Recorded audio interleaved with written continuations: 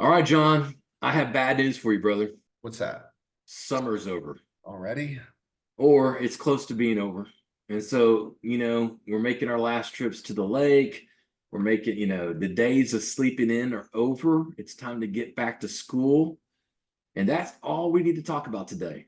We need to talk about what's it look like to get your student back into the rhythm of rocking this school year. That's our conversation today on this episode of Committed, the College Admissions Playbook.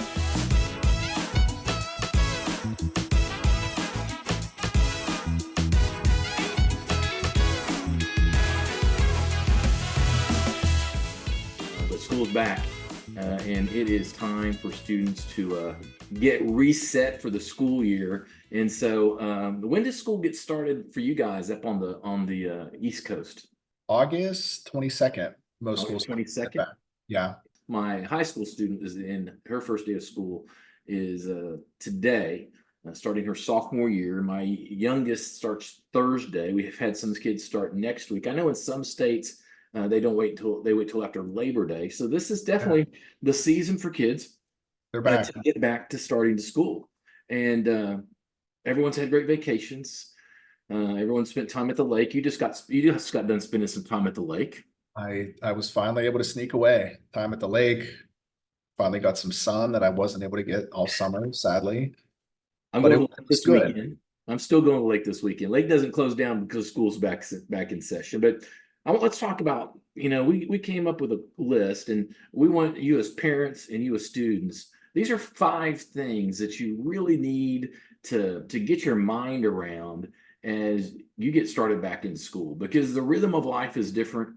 And we don't want you to start off school in a slump. You want to start off school with some momentum, and it's hard enough as it is. So here are 5 things that John and I think that would really help out students and just the entire family to kind of get reset into the pattern of school life. Number one is everybody in the family, and especially the student, needs to get back into this physical and mental well-being mindset. So, John, when you're talking to one of your students, and you're talking to some of the families that you work with, what does that mean to you to get your student back into a physical and a mental health mindset? Whether you're an underclassman, whether you're a senior, shoot, whether you're an elementary school kid at this point, routines are important. And, summer naturally, there's way more time. It's easy to, become complacent, to get a little bit lazy. The school year, that's where things tend to pick up, whether it's activities, school, obviously, homework, part-time job, Yeah. sports, whatever the case may be. So it's really getting into that mindset of being able to balance the work, social aspect of it, creating a routine for yourself. So the idea of getting up, being productive, utilizing your time to be able to be that normal kid, but then also to take advantage of the time that you do have to not spread yourself too thin. I agree. I think one of the most important things that many parents and students forget about is the importance of rest. I mean, we've got to be getting sleep. And I know when I work with high school students, or I'm doing my executive coaching, just the importance that every bit of research out there shows when it comes to performance, the importance of recovery and rest. And so, it's the summertime. Kids are used to staying up late. Kids are used to getting up or staying up late and staying in bed late, getting it back into a system of getting a good at least 8 hours of sleep. I think are so important. Now, I think some other things are some tools they can use, right?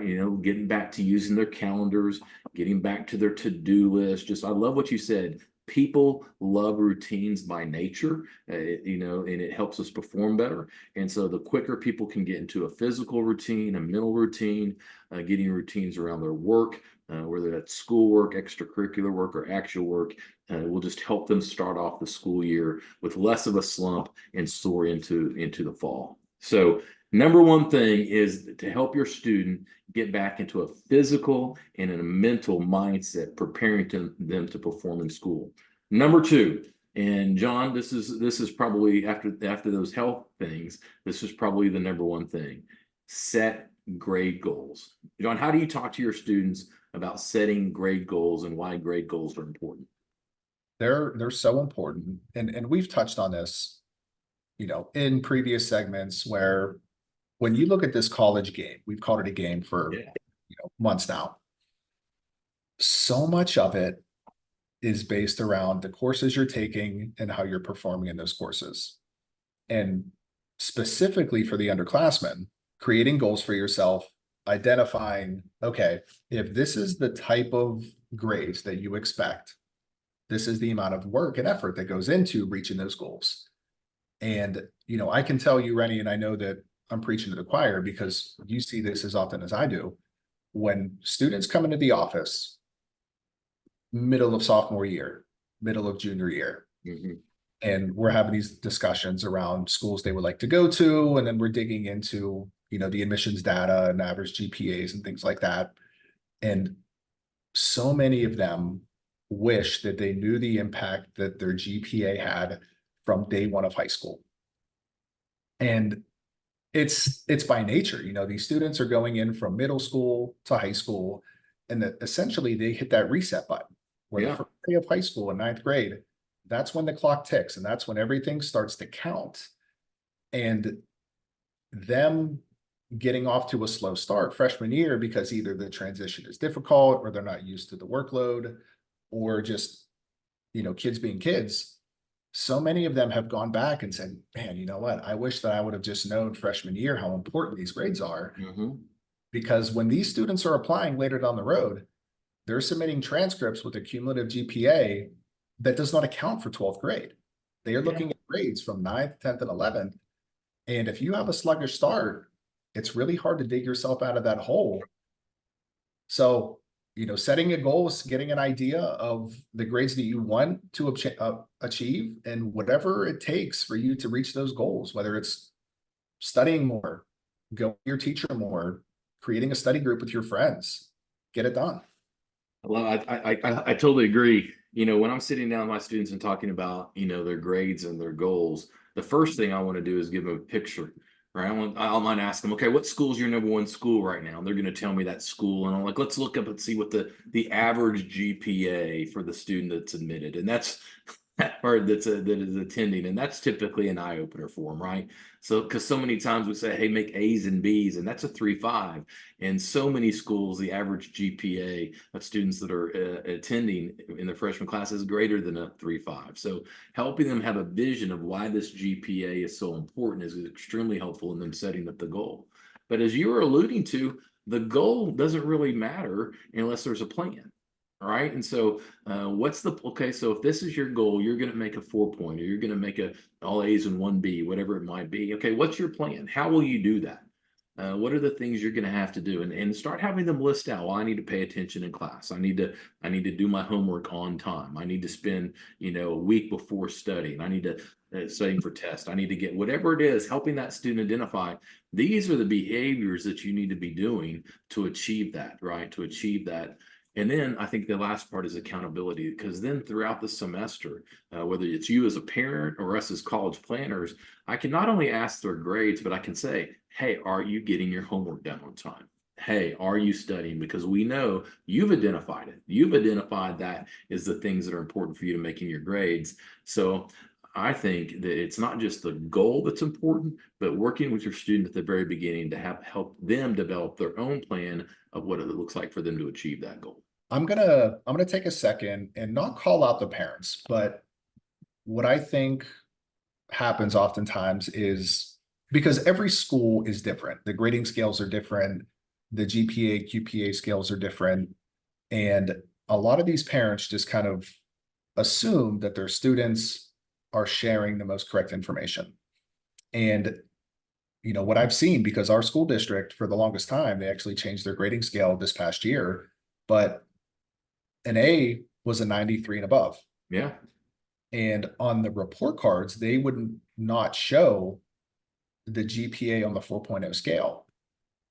So they would just show, okay, for Q1, I have 91%. Mm-hmm. And what these families or these kids would do is they would go on Google and they would do a little GPA calculator and show, okay, 91%, it should be roughly 3.4 GPA. Mm-hmm. But that's based on a 90 to 100 being an A. So then when the parents are not totally informed, then they go back and then they actually get the real GPA 2 years later. It's significantly lower than what they expected. So just as a parent, I would want to know whether I'm, reaching out to the counselor, looking into their student management system. I would want to know, what are these grades every quarter, every semester, every year? Because that's how you can properly game plan for it if you have accurate data. Yeah, that's right. And the data is your friend. It's going to help you course correct. It's going to help you make sure that the accountability is in place. I mean, it's extremely important. So I love goals, right? We can all talk about goals, and I think we ought to set goals, but it's really about the action plan of doing what we say we're going to do, and that accountability piece around it. That's so important in helping your student accomplish what they want to, and with really, as you alluded to, what they need to accomplish, because grades and the kind of classes you're taking is the number one indicator and the number one key to this college admissions game. All right, so we've talked about getting back into a physical and mental mindset for school. We've talked about the importance of grades and setting goals and an action plan around it. Number three is we have to have a plan. All right, we can't be accidental. We can't be apathetic. We have to be intentional, because it's important, is our involvement in clubs and activities. Once again, here's what I think is important. John, I'd love your take on this. Our goal is not to create a student who's a resume builder, right? That can say they've done all kinds of 1,000,001 things. That's better than nothing, but I mean, it's not our goal.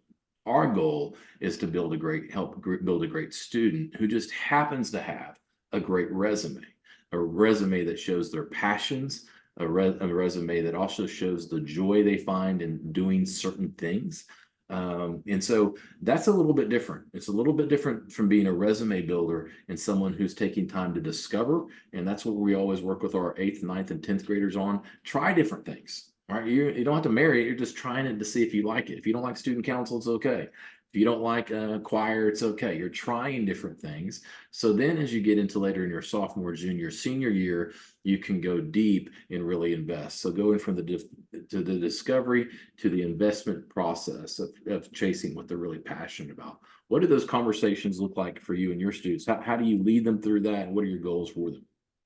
What you just said, as far as listing their passions, that is so important. I think it's spot on, because again, there's this assumption that, here's this checklist, for you to look like a well-rounded student, quote unquote, you need to have this many activities of volunteer work, this many activities of employment or job shadow. And, any admissions counselor, anybody who knows anything about this college game is going to tell you the activity piece is to highlight what you were truly passionate about. And if it's sports, great. If it's a job, great. If it's volunteer work, and yes, there's times to do things to maybe look good on paper, but in a perfect world, we want you to spend the time doing the things that you enjoy. Yeah. I And love like it. you said, the discovery piece, dabble until you find it, a thing that's for you, and then dive into it. Yeah. I don't know if you heard recently. I think I saw it on a podcast or something. It was the dean of admissions at an elite institution, Gail, I saw that. and he's talking about how what they want to find. Every students, all students are busy. So many students are doing a lot of busy work, right? They have full resumes. What they're looking for are students that have found joy and passion for what they're doing. What are they passionate about? What brings them joy? And that's a huge thing. So we're not just trying to be involved say we're involved, right? We're trying to help students discover what they're passionate about, and what they can invest in. And part of that is the fourth one, right? The fourth one is there needs to be a component of giving back, right? There needs to be a component of spending time volunteering. It's showing compassion and showing interest in our community. And it can look like a lot of different things. But fundamentally, why do you think volunteerism is so important in the college admissions game? It shows so many different elements of a person. It's showing your empathy. It's showing your understanding that there's far much more to life beyond yourself, Mm. and impacting others. And, it's not just that 3 hours at the food pantry. I think it shows there's a greater understanding of there's a world going on that doesn't involve you, but you can take a tiny step to make it a little bit better for someone. Right. That's right. And I just think it shows that you see the world as bigger than just yourself. And not only teenagers, but all of us need to become a little less self-centered and a little bit more other-centered, and take time to invest in our neighbor, take time to invest in our community. And that's what a thriving college, someone who's spent about 15 years on a college campus, that's what a thriving college campus really looks like, where you're taking care of one another through a very difficult journey in your young life. And I think it shows a lot about character. I think it shows a lot about your values. And it's not to be a resume builder. Once again, I see lots of people who want to talk about they went on this mission trip, or they want to say they did these many hours. But it's more important about probably what you gain from it. It sounds cliche, but more than what you gave, right? And there are so many lessons that can be learned through volunteering that can highlight your character, highlight your values, highlight the growth you've experienced through your high school journey. And those things, if people look on the common data set, they look at character, they look at values, this is an opportunity for these types of experiences to draw those things out of you.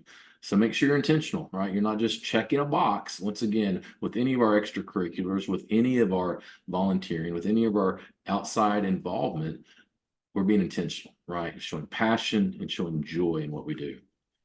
All right, so we've got our minds right. We've got our bodies back into a normal routine. We've got our goals and we got our action plans. We got our involvement plans in place through extracurriculars and through volunteering. Last one, and I got to tell you, Johnny, it surprised me when you said this, and I probably don't think about it enough. And so this point made me a better college planner just hearing you say this, because I think it's spot on. Teacher relationships, being intentional from the very beginning about teacher relationships. I love this. I think it's critically important. It's a great habit for students to get in high school because it's key in college. Tell us a little bit more about teacher relationships. There's a difference between a kid who is in a course and a kid who is making the course better.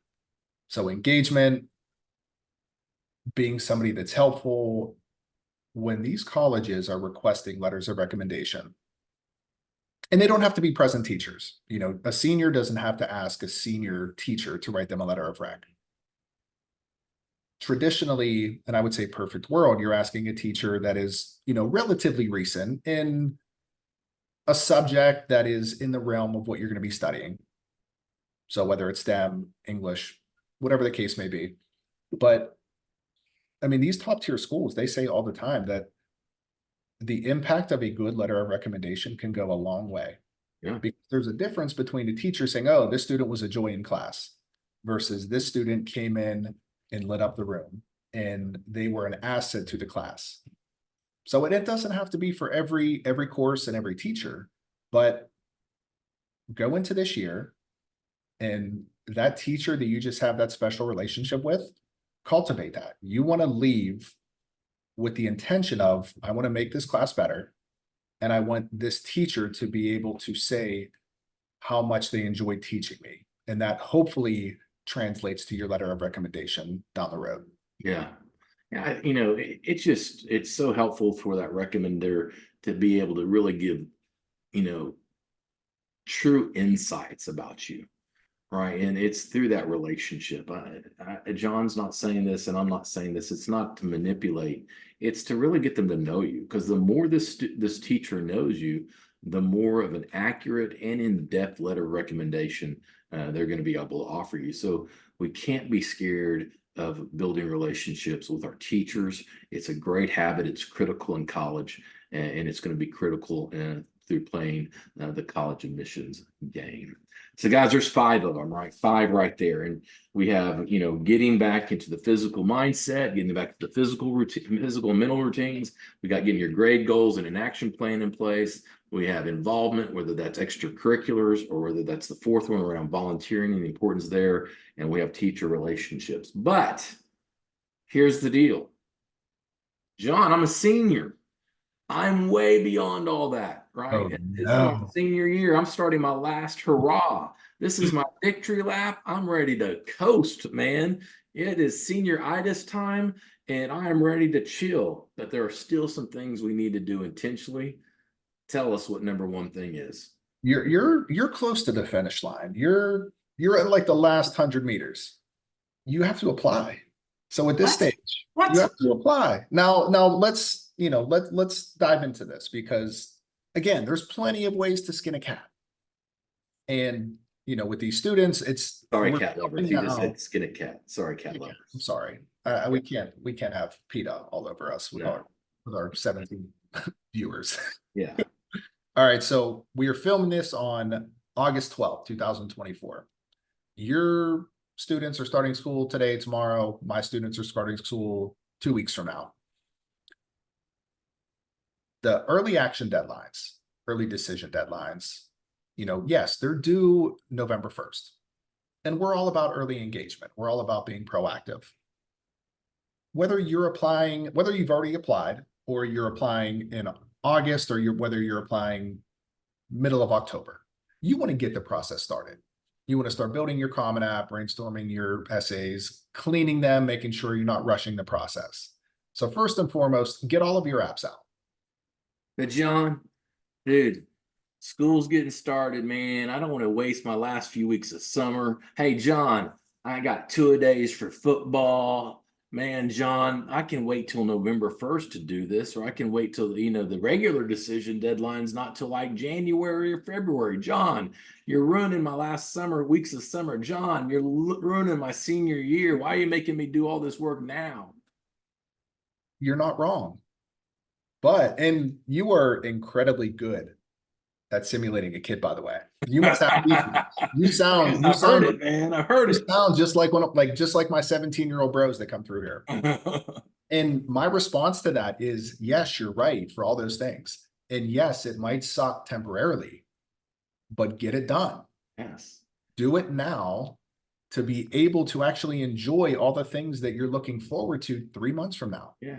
You don't want to go to school and then go to practice until 6:30 and then try to eat dinner and do homework and then write your essay at 10 p.m. at night. Oh, Get it done now, because you submitting your application, that's not the end all be all. That is starting the process. That is not right. even getting into your portal and making sure all of the items are in. This is step one of the actual application, which people don't realize that. It is, I tell my students, you get to choose your pain. It can hurt now or it can hurt later. But here's the reality. It's going to hurt. It's going to hurt. You get to choose your pain, man. I can't choose it for you. But if you think at the end of football season, when you're trying to catch up on all your schoolwork, and now you want to enjoy the holidays, and you just need a break because you've been so tired from all the football you've been playing, and now you got to apply to college, right? You get to choose your pain. It will never be easy. And I love what you said here. That's just step one. So our first step, seniors, you got to apply. You got to get the applications rolling. And the second one is, because that's just the first step, there's some stewardship and shepherding you need to do after those applications are in, right? You need to make sure that those letters of recommendations are not just submitted into the Common App, but they're actually being submitted by your recommenders. All right. So there's things you can do to go into your Common App to see if those things have been submitted. If they haven't been submitted, you need to go talk to your teacher nicely and encourage them and remind them, right, that those letters of recommendation have to be done. You have to make sure transcripts are sent in. You get to go to your counselor's office, or you get to go on Parchment, whatever interface your school uses to make sure the transcripts are successfully sent to the school. If it's not there, you might have to go have a face-to-face conversation with your counselor nicely and encourage them. There's some shepherding to do. There are the application process is just the first piece of a very complicated process that we have to stay on top of. What am I missing, John? Self-reported academic records, the Oh fun. God, I hate it when a school makes them do an SRAR. Oh my God. And we were talking about this offline, guys. I love paperwork, especially when it's not mine. So for those of you who are not familiar, and for my local schools, Rennie, you'll have to tell me out near your way who does them, but like Pitt, Penn State, Clemson, Auburn, Tennessee, the big dogs now, they don't necessarily accept a transcript from your school. they'll get it eventually. But what they use to review these students is called the self-reported academic record, where your student will have to go get their transcript, and then they will have to manually upload the information that is on that transcript. He's So talking typing it in word for word, character by character. punching it in, How accurate does that have to be, John? spot on. Spot So on. every course, every credit, every grade, whether it's a college prep course or an honors course or an AP course, for grades 9 through 12. In 12th grade, yes, it hasn't happened yet, but you still need to plug in the courses to show what the rigor looks like senior year. And there's a little box for the grade that says in progress. So, I mean, we've mastered the art. I could do an SRAR in 7 minutes, but for a kid and a family who were not tech savvy and not totally sure of, which course goes under which category, it might take you 3 hours. Yeah, 100%. And guys, we're talking about, we haven't even touched on supplemental essays, extra essays that could be tied into the application process. Housing, we haven't talked about scholarship things that could be tied for that specific school application process. So you got to literally apply, and you have to shepherd and steward the process, making sure you're dotting the I's, crossing the T's with all the other logistical things that have to be completed. You heard me right. They're required. They have to be completed for you to be admitted to college, right? So we're going to make sure and apply. We're going to make sure and do all the logistical things to steward and make sure that we're really shepherding this thing across the finish line. Now, here's the third one. Seniors are going to love us, John. We're going to be like but I'll tell you this: if you need someone to guide you through typing in the SRAR, call Johnny Izzo, right? He'll take care of you. He will take care of you and take care of all this. The third one, testing. It ain't over yet. And so many students, their senior year, feel like, man, I'm done testing. I would tell you, you're done testing in 2 situations. The school doesn't take it anymore, or you got the perfect score. Because scientifically, your brain is matured at this point in your life better than it's been at any point in your life so far. That's not really rocket science, right? You're growing, you're maturing, and your brain is developed to a place to right now is your best time to possibly get your best score. Right? You need to test. You need to take the September, you need to take the October test, and you need to know when your schools stop taking tests. You need to know this, right? When's the last? So you can say, I'm applied. Well, you can apply and still possibly update an ACT or an SAT score, right? That can make that can make a difference to your admission status. But here's what's also important: it could make an addition to your scholarship status. 1 point. And you send that in, right? Or 20 points or 50 points on the SAT, and you send that in, that could mean the difference in thousands of dollars for you. Yep. Thousands of dollars. And that's what you would do on a Saturday morning because you took time to continue to prep and continue to test. So know when are the last times that take those schools that you've applied to, when's the last test they'll take? How much of a difference could it make for my admission status? How much of a difference could it make for my scholarship status? I know you hate this because no one wants to do this on a Saturday morning. You need to keep testing because it can make a huge difference. So we're going to keep our applications going. We're going to shepherd the process. We're going to keep testing. John, this is kind of the fun one, right? Because there's great opportunities in the fall for one of our favorite things, which is football, college football. What should they be doing? What's the 4th thing they should be doing as seniors? At this point, hopefully, now again, we talk in this perfect world that we know nobody lives in. Perfect world, these students as a senior, they've already experienced some campus tours. So whether it was a preliminary, junior year, summertime, the places that you've applied, you at the very least have some sort of experience being at that campus or being at a campus similar to that. There's always something different about seeing it again senior year with the possibility of you being there next year. That's right. So for anybody who has seen a school or they haven't seen a school, or if you saw it this summer and it's a totally different experience because most college towns are ghost towns. That's right. June, July, and August. So important. So important. So every school that and this is what I recommend to my students. And, again, everybody has their own opinion. Depending on proximity and geographically where you're touring, if it's something fairly close and you saw it in July, go back and see it again in October. See it on a normal Tuesday. And for the schools that are more inconvenient, you want to travel away where there's a plane ticket and there's travel costs and expenses. What I typically recommend is, if there's a lot of money at stake, apply, do everything you can. Now, when I say, going sight unseen, you're doing all the research. The school checks all the boxes. Yeah. Don't waste the time or the money to tour until you are certain you're in. Yeah. So I kind of take it as a backwards approach because, yeah, what I love for you to be able to go and tour every school that you want to go to. But, with It's these being reality kids, though, that's not cheap. And that with takes a these lot kids of time. wanting to go all over the map now, Yeah. you know, especially if it's a school that's not a give me, which there's a lot of those now. Yeah. Do your research, vet it, make sure it's everything that you want on paper. Give it your best chance, apply, get in, then go see it. But in the meantime, everything that is geographically feasible, get on campus for senior year. There's just something different about it. I love it. It's becoming more real, right? You're staring at it in the face. I love what you said too, is that, don't go on a Saturday morning tour. Don't, you went on a summer, it's dead. Go during school, right? Make sure school's in session because when the students are there, the life's there, and that's what you're going to be experiencing.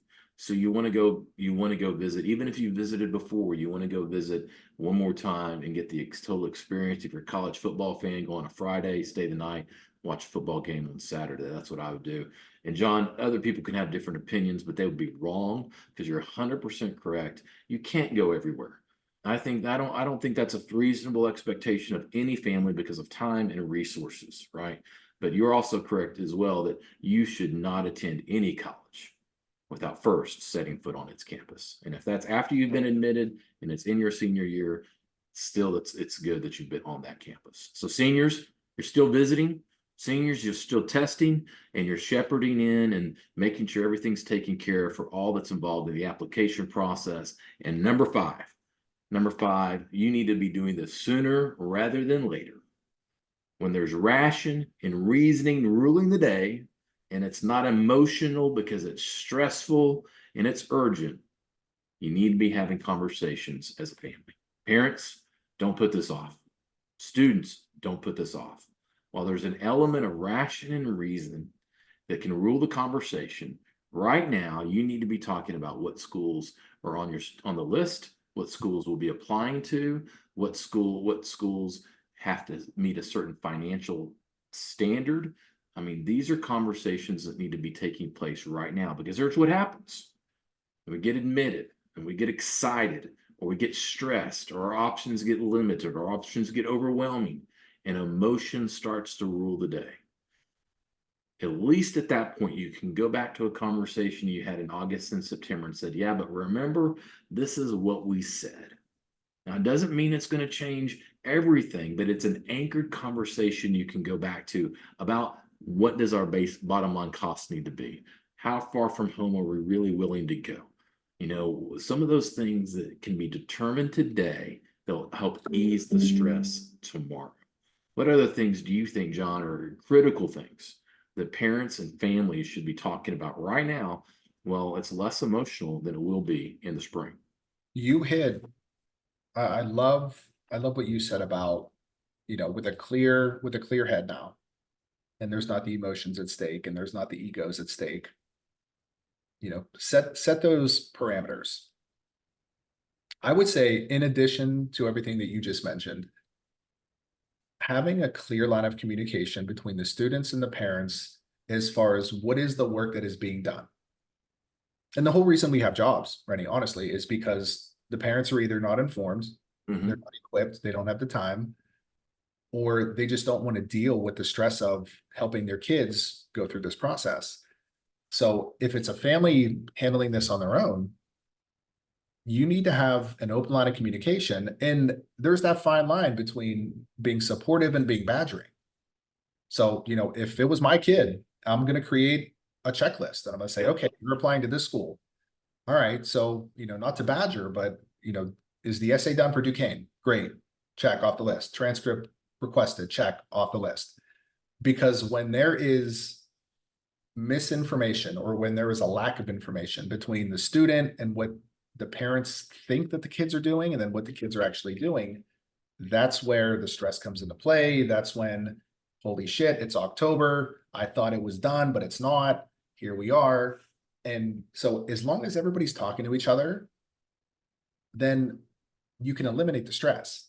Man, I really, really want to stress the problems that misinformation can create, right? The problems that misinformation create. But as we close down our time today, I want to recap. Everyone has a lot of things to do, but the seniors, you got to make sure you're applying. Get those applications in. Don't procrastinate. You get to choose your pain. It's going to hurt now, or it's going to hurt later. I just promise you it's going to hurt, right? Get it over with. Get it done. Get it done. Number two, John, they got to steward the logistical process of it, staying on top, checking their email, getting the transcripts in, getting the letters of recommendation, scholarship applications, housing. It is overwhelming. It is overwhelming. The application process, the SRARs, all those applications are overwhelming. You need to have a strategy, number three, around testing, right? How long will your school continue to take tests? What difference could 1 point or 50 points on the SAT make in those decisions around admissions and scholarships? Number four, you need to do some really strong final visits. This is how you make a decision, not on a summer Monday where no one's there, or a Saturday morning. You go when school's in session, students are there, and the life of the campus is there. And number five, you start talking about it today, strategically, when ration and reasoning can rule the day. And if there's any confusion around this, you go to experts. Go to your high school counselor, you go to your admissions counselor directly from that school, or you contact us at Committed. We are glad to help you sort through this, because it can be complicated. It can be confusing. Lord knows it's chaotic. And that's what we're committed to, is helping you move through the College Admissions Playbook.